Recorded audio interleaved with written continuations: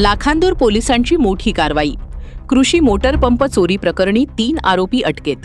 3 दुचाकींसह 57,000चा मुद्देमाल जप्त करण्यात आलाय।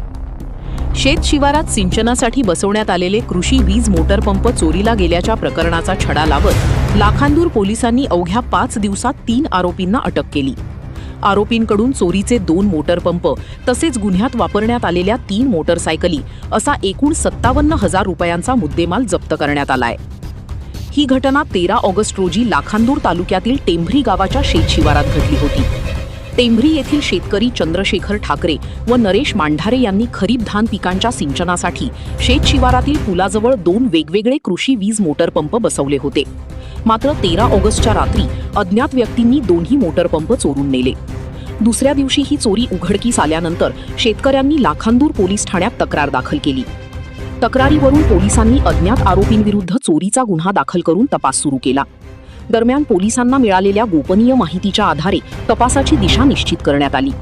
त्यानंतर पोलिसांनी फिरोज मुनवर अली वय 32 वर्ष राहणार मातावाड देसाईगंज वडसा जी हल्ली मुक्काम लाखांदूर, अरुण गणपत दिघोरे वय 40 वर्षे राहणार चपराड आणि नवनाथ श्रीहरी भागडकर वय 33 वर्षे राहा खैरीपट यांना ताब्यात घेतले।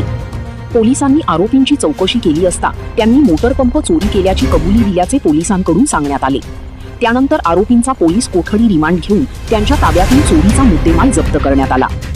जप्त करण्यात आलेल्या मुद्देमालामध्ये टॉर्क कंपनीचा 1.5 HP मोटर पंप किंमत 10,000 रुपये तसेच जुना वापरता लुबी कंपनीचा 3 HP मोटर पंप किंमत 7,000 रुपये असे एकूण 17,000 रुपयांचे 2 मोटर पंप आहेत।